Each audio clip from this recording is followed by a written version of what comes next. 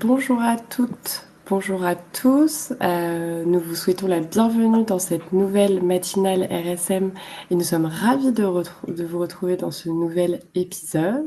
Donc pour ceux qui ne connaissent pas notre format et qui nous rejoignent pour la première fois, les matinales RSM, ce sont des webinaires que l'on vous propose le vendredi matin et qui nous permettent d'aborder des sujets d'actualité qui concernent votre entreprise en lien avec les différents et nombreux domaines d'expertise RSM, que ce soit RH, fiscal, social ou encore financier. Et du coup, cette semaine, on se retrouve avec une thématique finance, donc sur les prix de transfert et les transactions financières pour bien se préparer pour 2026. Quelques mots très rapides sur le réseau RSM. Donc, nous sommes un cabinet d'expertise comptable, d'audit et de conseil. En France, RSM, c'est un réseau de proximité en étant présent dans les principaux pôles régionaux. Et RSM, c'est aussi un réseau à l'international, puisque nous sommes le 6e réseau mondial d'audit, d'expertise comptable et de conseil. Je laisse maintenant la parole à notre intervenant de ce matin pour se présenter et décrypter les enjeux du sujet. Bonjour à tous, donc ravi d'être avec vous ce matin pour aborder ce sujet des prix de transfert et des transactions financières. Un sujet difficile à aborder à 9h30 un vendredi, mais qui a vraiment beaucoup d'importance. Donc je me présente rapidement, Maxime Eguenaou, directeur prix de transfert chez RSM. Je fais des prix de transfert depuis environ 14 ans, avec des expériences en France et au Luxembourg. Donc pour les transactions financières, ça fait du sens parce qu'on a un pays qui était un peu plus en avance que la France sur les transactions financières. J'ai travaillé, comme beaucoup de collègues de prix de transfert, dans différents cabinets, différents Big Four. Et j'ai rejoint RSM en 2021, où je dirige la pratique prix de transfert RSM France. Et je fais aussi partie du bureau RSM prix de transfert Europe et RSM Global pour les clients FS. Donc FS, c'est Financial Services, où on est en mesure d'accompagner les banques, les assurances, ce type d'acteurs, les asset managers. Mais là, le focus est plutôt sur les transactions financières, donc vraiment tout ce qui va concerner les prêts intra-groupes, les garanties, etc. Donc l'idée, c'est d'être le plus efficace possible sur ce court créneau, parce que parler des transactions financières en 40 minutes, c'est assez difficile. L'idée, c'est déjà de vous rappeler pourquoi les prix de transfert sont de plus en plus sur le sommet de la pile pour l'administration fiscale et pourquoi les transactions financières sont maintenant systématiquement checkées par les administrations fiscales. Et on recommande fortement de s'y préparer. Donc, c'était l'idée de ce webinaire, de se préparer pour 2026 en prenant des bonnes pratiques, être en mesure de faire un rapide diagnostic sur sa situation et puis voir comment, de manière générale, on peut documenter des prêts intra-groupes. Et on parlera aussi des cash pools, des garanties, etc. Donc, pourquoi on parle de plus en plus des transactions financières ? Tout d'abord, parce qu'on a eu une évolution des règles applicables en France. Alors, ça vient de il y a plusieurs pushes, mais le principal vient de l'OCDE avec les initiatives anti-BEPS. BEPS, donc ça vaut pour Base Erosion and Profit Shifting. Alors, je m'excuse par avance pour tous les anglicismes. C'est vrai que parler des prix de transfert et des transactions financières en français, c'est aussi un challenge. Mais voilà, ça vient, une bonne partie du focus qu'on a actuellement sur les transactions financières vient de l'initiative anti-BEPS de l'OCDE, qui lutte, par exemple, contre les instruments hybrides, qui a émis des recommandations spécifiques sur la documentation qu'on attend quand on a des transactions intra-groupes. Donc là, c'est un gros sujet qui devient de plus en plus important. La documentation des transactions financières intra-groupes requiert également une approche de plus en plus économique et demande l'utilisation d'outils financiers spécifiques qu'il faut à la fois payer et maîtriser. C'est pas tout d'avoir des outils vraiment dédiés pour faire des transactions financières. Il faut être aussi en mesure de les utiliser et aussi d'utiliser les bons outils en fonction des différents cas spécifiques. Donc, on l'abordera aussi par la suite. On a aussi un recours de plus en plus courant au cash pool, donc les centrales de trésorerie. Donc là aussi, avec c'est tout un ensemble de règles et de pratiques de marché qui sont en train d'évoluer sur ces sujets. On verra par ailleurs deux arrêts de Cour suprême, donc espagnole et italienne, qui peuvent nous apporter des enseignements sur ce qu'on pourrait s'attendre à avoir en France. On a bien sûr une évolution de la jurisprudence. Alors, on voit que l'administration tâtonne toujours sur les transactions financières, sur base des contrôles qu'on voit actuellement. On a différents niveaux de préparation des inspecteurs par rapport aux transactions financières, mais c'est toujours intéressant de savoir qu'est-ce qu'on attend, comment on peut se préparer au mieux. Un sujet qu'on voit aussi de plus en plus, c'est tout ce qui va concerner la rationalité des prêts intragroupes et le lien avec la politique de prix de transfert du groupe. Donc là, c'est un sujet qui est assez intéressant parce qu'on s'écarte du sujet central des transactions financières et on se pose la question de savoir est-ce que dans mon contexte actuel, vis-à-vis de ma position par rapport au groupe, est-ce que ça fait du sens déjà d'avoir besoin de financement? Est-ce que ça fait du sens de recourir à des prêts intragroupes? Donc là, pareil, on a des réflexions à avoir et les impacts peuvent être assez lourds sur ce sujet. Donc les autorités fiscales sont dessus, ça, il n'y a pas de doute. Et le dernier point qui est aussi important, c'est la volatilité des marchés, la hausse des taux, notamment, qui peut avoir des impacts sur les politiques de prix de transfert et le suivi, l'évolution. Alors, j'allais dire au jour le jour, peut-être pas, mais en tout cas assez régulier des positions débitrices ou créditrices de vos sociétés. Alors, on a passé une slide de trop. Donc, on va découper la présentation en quatre grandes parties. D'abord, refaire un rappel sur le contexte légal et réglementaire. Alors, c'est pas là où on a le plus de valeur ajoutée, parce que c'est juste un rappel des règles, donc on passera assez rapidement sur ce sujet. De toute façon, le support sera échangeable, donc vous aurez accès à tous les détails sur ce sujet. On aura des illustrations pratiques des problématiques de prix de transfert qui sont liées aux transactions financières. Quelques cas de jurisprudence récentes sur les cash pools, on a focus sur les cash pools, et des points d'attention et bonnes pratiques à la fin de ce webinaire. Donc, juste un court rappel sur les prix de transfert, parce qu'on ne sait pas forcément comment notre public est préparé et le background que vous avez sur les prix de transfert, mais généralement, on parle des prix auxquels une entreprise transfère des biens corporels, des actifs incorporels, ou rend des services à des entreprises associées. Donc ça, c'est la grande définition de l'OCDE sur les prix de transfert.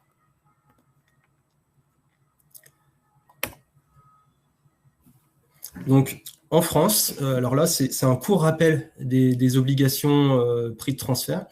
En France, on a souvent en tête d'avoir une approche par seuil vis-à-vis des obligations prix de transfert. On a souvent en tête qu'en dessous de 50 millions, on doit juste être en mesure de défendre sa politique de prix de transfert a posteriori en cas de contrôle. Au-dessus de 50 millions, on a la déclaration simplifiée, donc la déclaration 2257 qui je pense, a été faite par tous les concernés en novembre ou un peu avant. Donc ça, c'est la première obligation de prix de transfert française. L'élément intéressant, c'est que on a des guidelines OCDE qui disent, en gros, on doit avoir un local file, un master file, un rapport pays par pays. La France a décidé, en plus, de rajouter cette déclaration simplifiée. Alors, déclaration simplifiée, oui et non, parce que c'est une déclaration qui doit être filée électroniquement et qui va reprendre en compte s'il y a eu des transferts d'actifs, quelle est la politique de prix de transfert, est-ce qu'il y a de l'IP, et notamment, est-ce qu'il y a des intérêts qui sont payés. Donc là, ça donne déjà une indication sur le niveau de préparation des entreprises vis-à-vis de leur prix de transfert. À noter que pourquoi les transactions financières sont assez faciles à contrôler, c'est qu'on a énormément d'informations qui sont accessibles publiquement. On a bien sûr les comptes annuels, mais il faut se dire aussi que, par exemple, si on a un flux entre la France et le Luxembourg, au Luxembourg, on a accès aux comptes des sociétés. Donc, on peut assez facilement récupérer des informations sur les transactions intragroupes et notamment sur les transactions financières. Je continue sur l'approche par seuil. Au-dessus de 150 millions à partir de 2024, donc là, on y est bien, on a l'obligation de présenter un local file et un master file en cas de contrôle. L'idée, c'est pas d'aborder le sujet des local files et des master files, mais les transactions financières font bien sûr partie de cette documentation de prix de transfert. Donc là encore, il y a un grand intérêt à bien se préparer. Au-dessus de 750 millions, on a le country by country reporting, donc la déclaration pays par pays, et pilier 2, donc on a une double notification maintenant à faire quand on est dans ce cas. À noter que en France, on ne va pas seulement regarder le chiffre d'affaires ou l'actif brut français, on peut aussi regarder l'actif brut ou le chiffre d'affaires au niveau des filiales ou des entités de tête pour savoir si les seuils sont atteints. Alors là, c'était vraiment pour parler de l'approche par seuil. L'essentiel des prix de transfert, c'est vraiment l'article 57. Pourquoi ? Parce qu'il intègre indirectement le principe de pleine concurrence. Et là-dessus, on n'a pas de seuil à proprement parler. L'article 57 ne s'applique pas à partir de 50 millions d'euros, il ne s'applique pas à partir de 50 millions d'euros. Et en pratique, même si on est en dessous des seuils pour faire de la documentation, on peut très bien être contrôlé sur ces prix de transfert. On peut très bien être amené à justifier sa documentation de prix de transfert, à justifier les taux d'intérêt qu'on applique sur nos transactions intra-groupes. Et ça peut aller plus loin, parce qu'on peut bien sûr être garant pour des filiales, on peut avoir des cash pools, il y a tout un ensemble de transactions qui peuvent être checkées et sur lesquelles on peut vous demander des justifications. Nous, sur base de notre expérience, on en voit de plus en plus. On sait que maintenant, les transactions financières sont checkées vraiment systématiquement et ça peut aller assez loin en termes de contrôle et de détails demandés. Donc, de ce qu'on observe, plus nos clients sont préparés en amont sur ces sujets-là, et plus le contrôle se passe de manière fluide, et je ne vais pas le dire facile, mais en tout cas, c'est beaucoup plus fluide avec l'administration. Il y a aussi un enjeu d'inversement de la charge de la preuve, donc tout porte à anticiper le plus possible les sujets des transactions financières. Le contexte légal sur les transactions financières. Donc, on a bien sûr l'article 212.1a du CGI qui fait indirectement référence à l'article, nous, ce qu'on appelle le 39.1.3. Donc, c'est la référence à des taux d'intérêt maximal déductibles. Donc, si par exemple, j'ai une société française qui va payer des intérêts à une filiale étrangère ou à son groupe ou à sa maison mère, on peut déduire le montant des intérêts jusqu'à un certain niveau, sans forcément avoir besoin de justification, de documentation de prix de transfert. Mais ça reste une pratique pour faciliter, pour donner une indication des taux. Mais nous, de notre point de vue, c'est un mécanisme qui peut parfois amener à des situations un peu grotesques d'un point de vue prix de transfert, mettre à risque la société française, notamment vis-à-vis des sociétés étrangères. Parce que c'est ce qu'on appelle, nous, des safe harbors. Donc, c'est des règles de simplification locales qui ne sont pas forcément reconnues par les administrations étrangères. Et cette règle de simplification locale française est beaucoup moins il y a beaucoup moins de granularité sur ces taux qu'on peut avoir, par exemple, en Suisse, où le taux légal va prendre en compte les currencies, la maturité. En France, on a un seul taux pour tout. Donc, que ce soit pour un prêt de 10 ans, pour un prêt de 2 ans, pour un prêt de 4 ans, qui soit en dollars, en euros, en réal brésilien, le taux sera le même. Donc là, on voit bien qu'il y a un point d'amélioration, on va dire, sur cette règle de simplification. Le deuxième point assez important en France, c'est les 8 fiches pratiques qui ont été publiées en 2021. Donc là, ça a été une grosse avancée. Alors, peut-être pas pour tout le monde, mais pour nous, experts en prix de transfert, c'était une grosse avancée parce que ça nous permettait d'avoir plus de confort sur ce qu'on faisait, parce que jusque-là, on était capable de faire des documentations de prix de transfert qui suivaient les recommandations de l'OCDE et qui se heurtaient à l'administration française, parce que l'administration française s'attendait à avoir une offre ferme d'une banque. Donc là, pareil, on a eu un gros changement de pratique qui a été vraiment le bienvenu. Et à contrario, ça donne aussi des éléments sur ce que l'administration attend en termes de documentation. Donc, on y viendra par la suite. Et bien sûr, on a les recommandations de l'OCDE, donc le Chapter 10 sur les transactions financières. Il y a eu des guidelines spécifiques sur les transactions financières qui ont été intégrées en 2022 sur les guidelines de l'OCDE. Et petite chose à mentionner, les guidelines de l'OCDE mentionnent bien que les avis écrits émanant de banques ne doivent donc pas être considérés comme apportant la preuve que le principe de pleine concurrence a bien été respecté. Ça, c'est assez clé quand on reprend l'historique des demandes de l'administration fiscale française sur la justification des taux intragroupes en France. Là, c'était pour la partie théorique. J'ai essayé d'être le plus court possible sur ce sujet. De toute façon, vous aurez les slides. Donc, si vous voulez un peu plus de détails, vous pourrez checker. Maintenant, on va aborder les problématiques pratiques prix de transfert liées aux transactions financières. Donc là, on est vraiment dans le vif du sujet sur comment on peut déterminer un taux intragroupe sur des prêts intragroupe. Donc, dans le cas présent, on a simplifié au maximum. On a des schémas qui sont bien sûr beaucoup plus compliqués. On a l'habitude de couvrir des périmètres bien plus complexes. Mais là, l'idée, c'était vraiment de faire le plus simple possible. Donc, on a une société Y qui est basée aux États-Unis qui, pour simplifier, donc on ne parle pas d'instruments hybrides, on parle vraiment de choses très simples. Elle reçoit un prêt bancaire à 6,40 sur 15 ans en dollars. Et elle souhaite ensuite financer ses filiales via un prêt A de 10 ans qui serait en euros et un prêt B de 5 ans qui serait en dollars. Donc là, on a plusieurs approches. On aurait une solution 1 qui serait, d'un point de vue français, assez facile à mettre en place. On se dit qu'on se propose sur le taux du 39,13 qui évolue mensuellement trimestriellement. On prend la bonne moyenne qui est adaptée à notre taux pour l'année fiscale 2025, par exemple. Et 4,92, c'était au début de l'année 2025. Mais je prends ce taux, je dis que mon prêt A à 10 ans aura un taux de 4,92, mon prêt B aura un taux de 4,92, et je serai OK d'un point de vue français. Mais on voit bien qu'il y a un risque d'un point de vue US, parce que la société US se finance à 6,40, elle reprête à 4,92, donc elle fait de la perte sur son activité de financement, ce qui peut poser quand même un peu problème d'un point de vue économique.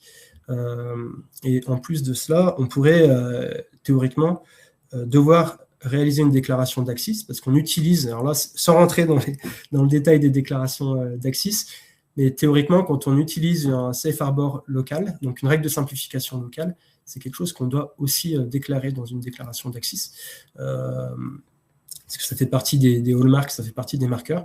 Et voilà. Donc, on a une solution 1 qui serait assez simple. L'administration fiscale française aurait peu d'éléments à contester. Alors, on le verra par la suite, il y a quand même des éléments qu'elle pourrait contester, mais c'est l'option la plus simple. Donc, j'applique le taux, le CFA. La deuxième solution, ce serait déterminer des taux d'intérêt de pleine concurrence en prenant en compte des critères qualitatifs et quantitatifs. Donc là, on voit bien, dans ce cas-là, on a une société A qui est par exemple dans l'immobilier, en France, à l'étranger, on peut voir dans quel pays elle investit, et une société B qui serait plutôt dans une activité opérationnelle liée à l'industrie automobile, par exemple, qui sera en difficulté.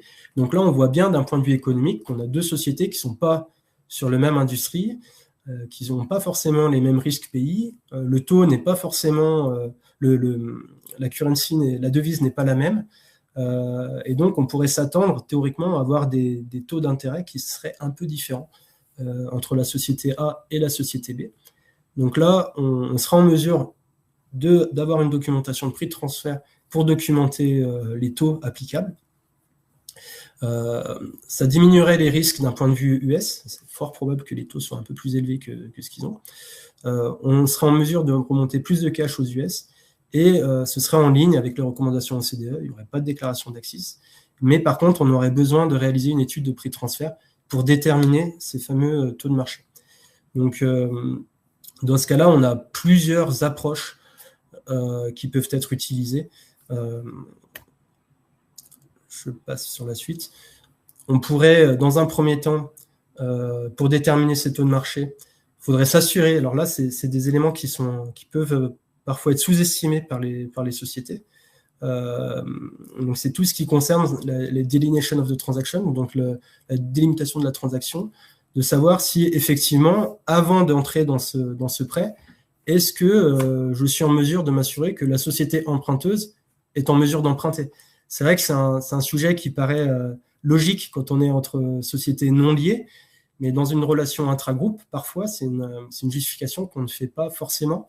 Et l'administration fiscale, nous, on le voit dans les contrôles qu'on a eus, un des premiers éléments quand on présente le sujet de ces prêts intragroupes sous contrôle, une des premières questions qui vient, c'est pourquoi il y a eu un prêt intragroupe, et de deux, est-ce que la société a fait l'effort ou a tenté d'obtenir un prêt bancaire, oui ou non, et est-ce qu'effectivement elle est en mesure d'emprunter, parce que peut-être qu'elle est vraiment à défaut, et peut-être que le sujet sous-jacent à ce besoin de financement est peut-être un problème de prix de transfert plus général sur la politique prix de transfert groupe, et qui ferait que indirectement ma société française se retrouve à devoir emprunter, mais peut-être qu'elle n'a pas les capacités à rembourser un prêt comme elle le ferait avec un tiers.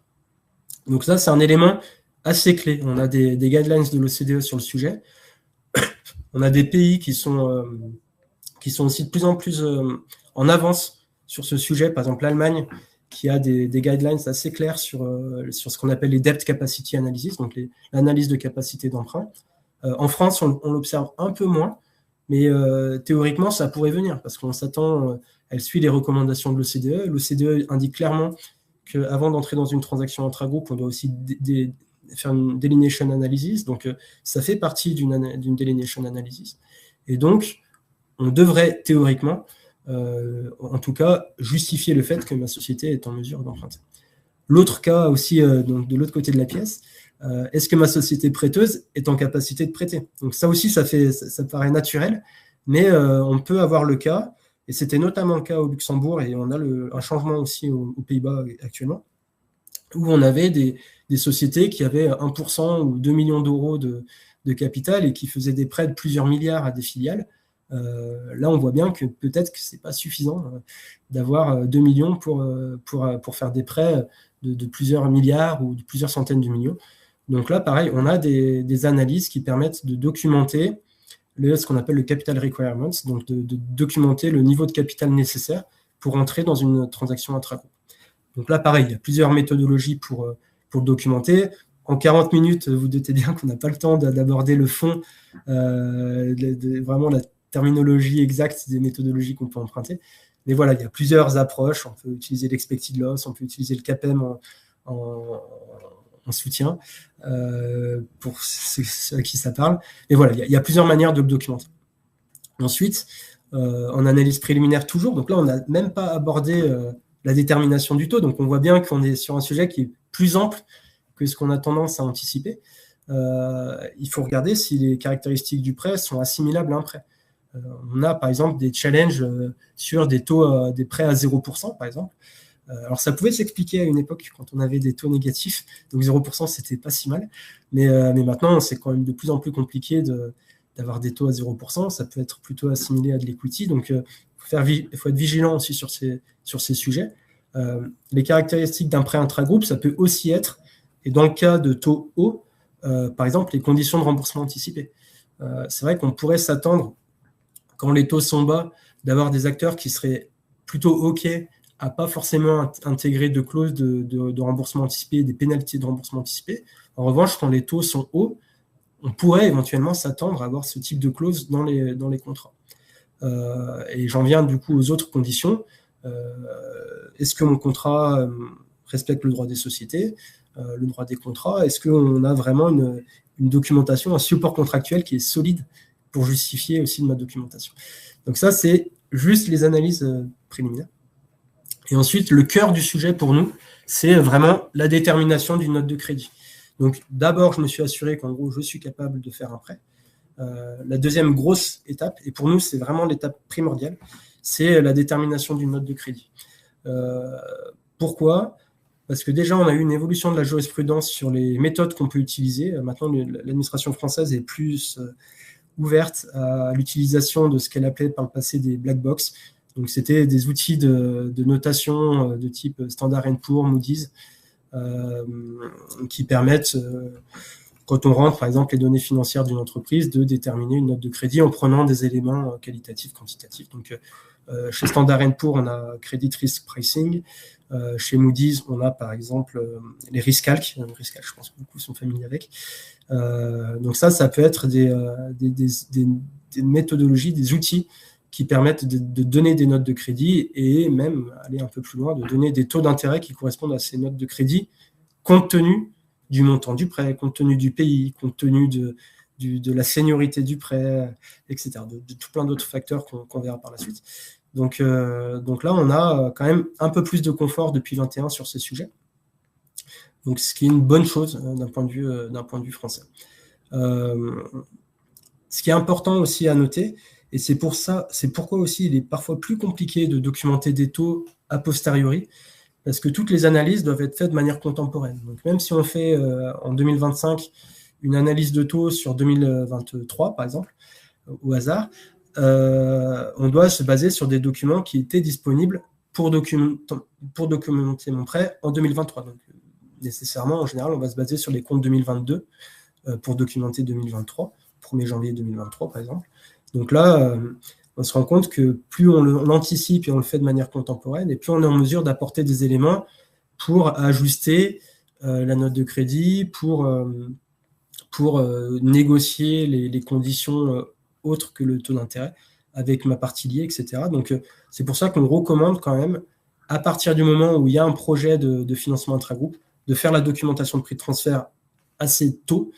Pourquoi? Parce que ça évite aussi d'avoir un taux, par exemple, qui était dans le passé documenté à 8%, sans benchmark, et on se retrouve fin 2025 avec un contrôle de l'administration qui demande de justifier ce 7%, et peut-être que ce 7% ne sera pas en ligne avec le principe de pleine concurrence, et donc il y aura potentiellement des ajustements, des pénalités, alors qu'il aurait été possible de documenter ce taux de 7%, peut-être qu'il aurait été de 6%, de 5%, 6,5%, on ne sait pas, mais en tout cas, il aurait été documenté.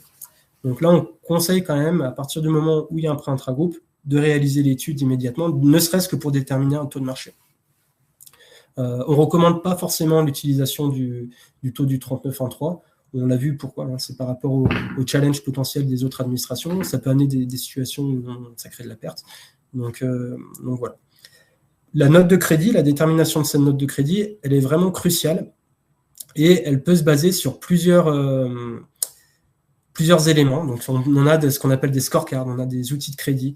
On peut avoir des rapports, par exemple, pour le real estate au UK, on peut avoir des rapports spécifiques d'universités qui permettent d'estimer des ratios de loan to value, etc., qui permettent d'aller un peu plus loin. Donc, on a une source, on a au moins 5-6 sources pour déterminer une note de crédit. Et tout l'enjeu, c'est de déterminer la bonne approche qui va refléter le plus possible à la fois la volonté des clients et puis la réalité économique. Et ensuite, la détermination d'un intervalle de taux de pleine concurrence. Donc là encore, on a des acteurs qui permettent de faire ce type d'analyse, que ce soit Bloomberg, Thomson Reuters, S&P, qui permettent d'avoir des comparables externes. Là-dessus, on a eu aussi une évolution quand même de la jurisprudence sur l'utilisation, par exemple, de bons, parce que c'est vrai qu'un bon, c'est pas forcément égal à un prêt, mais dans le cadre d'analyse de prix de transfert, en utilisant les bons ratios, les bonnes informations, on peut utiliser des bons pour documenter des prêts intragroupes. On a aussi le recours à des yield curves. Donc voilà, c'est deux grosses écoles. Soit on fait un benchmark où on va sélectionner les bons et déterminer son intervalle de pleine concurrence, soit on va utiliser des yield curves. Donc là-dessus, on peut, nous, de ce qu'on a vu sur les contrôles, on a eu des contrôles où les yield curves, donc les courbes de taux, ont été acceptées, et parfois on demande d'avoir ce qu'on appelle la transparency, donc de savoir ce qu'il y a derrière les yield curves. Et pour ceux qui sont dans le domaine, ça peut être assez compliqué de justifier ce qui se cache derrière les yield curves, parce que derrière, il y a des analyses économiques qui sont assez poussées. On va à la fois avoir, bien sûr, des comparables qui ont été utilisés, mais derrière, il y a énormément d'ajustements qui peuvent être faits par les acteurs comme S&P, qui vont derrière déterminer pour mon industrie, pour ma maturité, pour ma currency, en fonction de différents indicateurs, quel serait le taux qui correspondrait à un prêt à 5 ans, par exemple, à une certaine date. Donc voilà, c'est les 3 grosses étapes. Je ne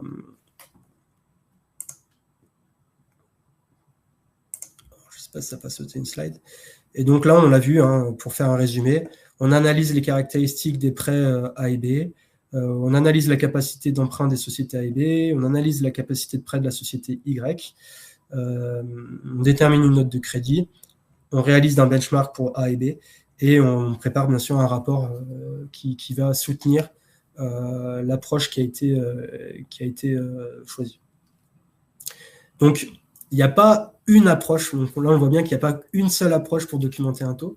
C'est un peu plus complexe que ça. Et surtout, on a une latitude de choix d'outils qui permettent d'obtenir des résultats sensiblement différents.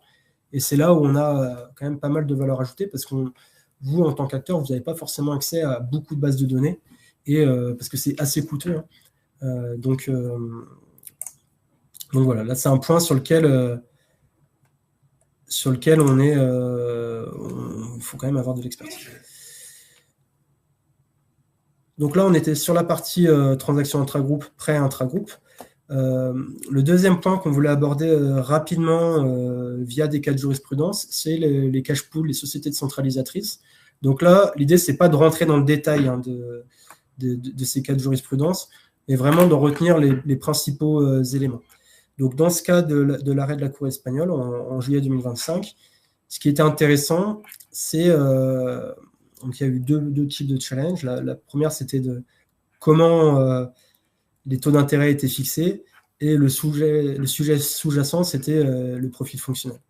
Donc là-dessus, pour faire court, l'administration fiscale a challengé le profil fonctionnel du cash pool et a aussi pris position pour dire que la note de crédit des sociétés emprunteuses ne devait pas forcément dévier de la société centralisatrice ou du groupe, et donc à réajuster les taux. Donc là, c'était un arrêt assez intéressant sur l'asymétrie de taux au sein d'un cash pool. Ce n'est pas forcément nécessaire. Et pour faire simple, on peut avoir deux écoles en fonction de l'analyse fonctionnelle. Donc l'analyse fonctionnelle, c'est analyser les fonctions, les risques et les actifs. Et là, on voit bien que sur ces sujets-là, on a une approche de l'administration qui est de plus en plus poussée sur l'analyse fonctionnelle. Et derrière l'analyse fonctionnelle, il y a aussi des questions de substance qui se posent. Il ne suffit pas de décrire dans un document, dans un rapport prix de transfert qu'on fait X et X fonctions, qu'on a tels actifs, qu'on a telle couverture de taux. Il faut aussi être en mesure de le démontrer et de dire effectivement on a les personnes en face pour le faire ou on a la structure en face pour le faire. Donc là, c'était un cas assez intéressant parce qu'on a une remise en cause du profil fonctionnel et derrière, l'idée, c'est de se dire attention, quand on a un cash pool notionnel, il faut faire attention parce qu'on s'attend à avoir un peu moins de fonctions qu'un cash pool physique et donc potentiellement moins de fonctions et peut-être qu'au lieu d'avoir ce qu'on appelle un interest rate differential entre les dépôts et les emprunts, on pourrait avoir plutôt une approche sur un cost plus et là ça change drastiquement la politique de prix de transfert. Le deuxième point qui était intéressant, alors il y en a plein des points intéressants, mais c'est ceux qu'on a retenus. Mais là, c'était plutôt sur le sujet de la nature même d'un cash pool. Un cash pool, c'est fait pour gérer des excédents et des besoins de trésorerie. Donc, on s'attend à ce que ça soit court terme, moins d'1 an, et qu'on soit à la fois parfois demandeuse et parfois prêteuse. Et parfois, on fait des dépôts et des fois, on fait des emprunts. Dans ce cas-là, on avait une société italienne qui était structurellement en excès de cash et donc qui plaçait ses dépôts, qui n'avaient jamais besoin d'emprunt. Et en plus de ça, les transferts n'étaient pas faits quotidiennement. Et la société italienne ne plaçait pas toutes ses liquidités, mais seulement ses excès de trésorerie. Donc là-dessus, on a eu aussi un challenge des autorités fiscales italiennes qui ont considéré, plutôt que ce soit un dépôt au sein d'un cash pool, c'était plutôt un prêt moyen-long terme qui était fait par la société italienne pour le groupe. Et donc, les taux d'intérêt ne sont pas du tout les mêmes entre un taux de dépôt et un taux de prêt moyen-long terme. Donc là-dessus, on a eu un challenge sur les taux, des réajustements de base, etc. Donc là, c'est assez central, c'est assez intéressant pour documenter justement le côté court terme et le suivi régulier qu'on doit avoir sur ces positions journalières. Je passe rapidement. Les autres points d'attention, et là, en 2-3 minutes, je pense qu'on aura fini. Donc, on voit bien qu'on va au-delà de la simple justification d'un taux intragroupe. On voit que c'est bien plus complexe à documenter. Et on n'a pas abordé, par exemple, les garanties intragroupes. Donc, les garanties intragroupes, c'est un sujet qui est extrêmement important les enjeux sont extrêmement importants. Et derrière la notion de garantie, il y a aussi la notion de groupe, donc d'avantage du groupe pour les autres sociétés qui participent. Et on l'a typiquement sur les engagements hors bilan, on peut voir des grosses garanties qui sont données à des filiales. L'enjeu, c'est de savoir est-ce qu'on pourrait s'attendre à avoir une rémunération pour ces garanties. Est-ce qu'on est en mesure de suivre toutes les garanties que le groupe fournit à ses filiales? Donc là, c'est un sujet en soi qui est assez énorme, les garanties. On a plusieurs méthodes aussi pour les documenter. Sans rentrer dans le détail, mais on a le CUP, on a l'approche par les yields, on a l'expected loss et le KPM. Donc on a plein d'approches pour documenter les garanties. À l'heure actuelle, on voit que c'est un peu sous le radar des administrations, mais petit à petit, ça commence à se réveiller. Le deuxième point, et sur lequel on souhaiterait vraiment insister, c'est l'importance d'une analyse fonctionnelle qui est détaillée et précise, et la plus exhaustive possible. C'est vrai qu'on avait tendance sur les transactions financières à sous-estimer l'analyse fonctionnelle, parce qu'on se disait, bon, c'est à peu près tout le temps pareil. C'est pas du tout le cas. Donc, derrière, il y a des enjeux de substance, des enjeux de suivi des positions, etc. Donc, il faut être extrêmement vigilant. Un autre point, c'est les prêts court terme. Donc, on voit en plus dans les comptes quand c'est des prêts court terme. Un prêt court terme qui est, je ne sais pas, de 20 millions une année 1, qui est 20 millions l'année 2, 20 millions l'année 3, c'est assez évident qu'on n'est pas forcément sur un prêt court terme et donc que ça pourrait être recaractérisé en prêt long terme. Et bien sûr, les taux entre un prêt court terme et un taux moyen long terme ne sont pas du tout les mêmes. Donc là, il faut être assez vigilant sur le suivi des positions censées être court terme et devoir s'adapter éventuellement, à savoir si ça ne devient pas des prêts long terme. Quatrième point, c'est la contractualisation des prêts. Donc, on voit bien que les contrats intragroupes souvent sont beaucoup plus légers que des prêts bancaires. Mais il y a des clauses quand même assez typiques qu'il faut garder en tête. On l'a dit, hein, les clauses de remboursement anticipé, être en mesure de le suivre. Donc voilà. En France, on a encore des petites spécificités également sur la demande encore de justification de prêts bancaires. Alors nous, on aurait plutôt la position de se dire juste d'être en mesure qu'on a fait la démarche de demander un taux bancaire avant de demander auprès du groupe. Ça peut être toujours un élément qui permet de conforter la politique de prix de transfert. Et en cas de volatilité des taux, de vérifier si nos taux intragroupes sont toujours ajustés, notamment sur le court terme, et de voir si on ne devrait pas avoir entre des tiers des renégociations de taux, des rachats de taux, etc., des rachats de crédit. Donc voilà, c'est des sujets qu'il faut aussi avoir en tête quand on documente ces prêts intragroupes. Voilà, j'ai essayé d'être court, hein, mais c'est vrai que c'est très très compliqué hein, d'être concis sur ces sujets. Donc voilà, pour moi j'ai fini mon speech. Donc si vous avez des questions. Merci Maxime pour la clarté de cette présentation. Alors effectivement, on a quelques questions. On a tout d'abord une question de Thalia qui nous dit donc il est assez logique de prêter à une filiale qui n'a pas la capacité d'emprunter auprès d'une banque et c'est donc justement la raison pour laquelle on lui prête. Comment cela peut-il être sanctionnable? Pardon. Alors il y a deux quand on prête à une filiale qui est en difficulté, c'est pas. Alors si je comprends bien la question, c'est pas forcément parce qu'elle peut pas emprunter auprès du groupe, auprès d'une banque, qu'elle emprunte auprès de son groupe. Souvent, elle va emprunter auprès de son groupe parce qu'elle peut bénéficier de conditions qui sont plus avantageuses que ce qu'elle aurait auprès d'une banque. Donc là, c'est assez différent de ce qui existe. Donc là, dans ce cas-là, c'est aussi l'intérêt des analyses de delineation, c'est de montrer l'intérêt pour chacune des parties d'avoir recours à un prêt intragroupe. Donc à la fois, par exemple, du point de vue du prêteur, de démontrer que lui, s'il plaçait ses excédents de trésorerie, il n'aurait pas un taux qui est supérieur à ce qu'il aurait s'il prêtait auprès d'une filiale. Et à l'inverse, pour la filiale, il est important de démontrer que les taux qu'elle obtient auprès de son groupe diffèrent du taux qu'elle obtiendrait auprès d'une banque. Donc là, ça ne veut pas dire qu'elle n'est pas capable d'obtenir un prêt auprès d'une banque. Là, il faut être vigilant parce que, pareil, si elle n'est pas en mesure de... C'est vrai que c'est courant, en fait, d'avoir ces transactions intragroupes, mais c'est courant parce que c'est aussi une manière de remonter du cash, hein, sans passer par des dividendes, mais voilà. Donc, c'est un point qu'il faut être... c'est un point de vigilance, quand même. Si une société n'est pas du tout en capacité d'emprunter, ça doit quand même un peu alerter et on s'attendrait à des taux hauts. Et derrière, il y a des notions de groupe, donc bénéfice groupe. Et je pense que le sous-jacent, c'est la politique de prix de transfert. Par exemple, si j'ai une activité de distribution, si j'ai un distributeur à risque limité sur une filiale, je ne m'attendrai pas forcément à avoir un besoin de cash parce que je garantis théoriquement sa marge, une marge nette. Donc théoriquement, ce n'est pas une société qui doit faire de la perte. Donc toujours, quand on a des besoins de financement, de savoir pourquoi j'ai ces besoins de financement. Pourquoi éventuellement ma société est en difficulté, ou alors si c'est pour un projet, être en mesure de démontrer pourquoi il vaut mieux emprunter auprès de mon groupe plutôt qu'auprès d'une banque. Okay. Derrière les considérations, c'est des considérations de synergie groupe liées aux transactions financières. J'espère avoir répondu à la question. Il me semble, donc on a toujours la même personne, Talia, qui rebondit sur ta réponse, Maxime, et qui demande, mais quid si la filiale ne peut emprunter auprès d'une banque? Oui, alors ça, c'est pareil, ça revient dans l'analyse de delineation. C'est pas impossible du coup qu'elle puisse emprunter auprès de son groupe. Comme par exemple, on peut avoir sur des prêts mezzanine, par exemple, on peut avoir des banques qui vont proposer d'accompagner des financements jusqu'à 60-70% et qui ne vont pas pouvoir forcément aller au-dessus en termes de financement. Donc là, on est aussi dans une capacité où la société ne peut pas emprunter auprès d'une banque.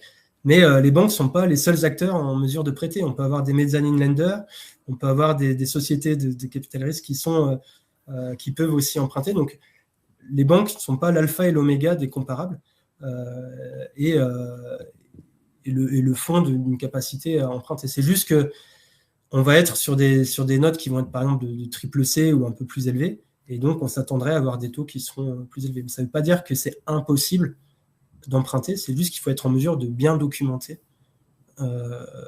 pourquoi on a ce besoin de cash, encore une fois, et pourquoi on a recours à des prêts intra-groupes. Merci Maxime.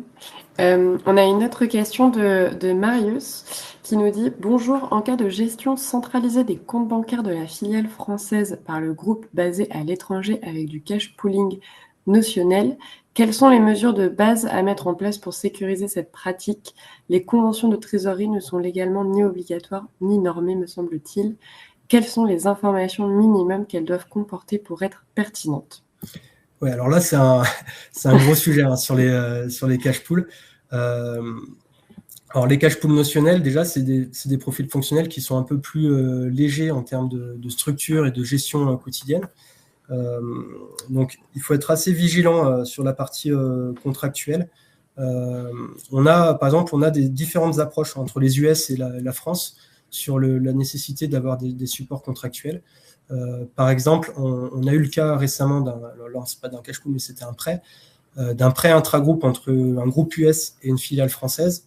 D'un point de vue US, il y avait le flux, donc il y avait le prêt qui était arrivé, la France payait des intérêts, donc ça suffisait d'un point de vue US. Par contre, la France a eu une approche beaucoup plus basée sur les contrats et a dit, en l'absence de contrat, je rejette tous les intérêts qui sont payés au groupe US, même si vous êtes en mesure de démontrer qu'effectivement, il y a bien des intérêts qui arrivent en tant que revenus aux US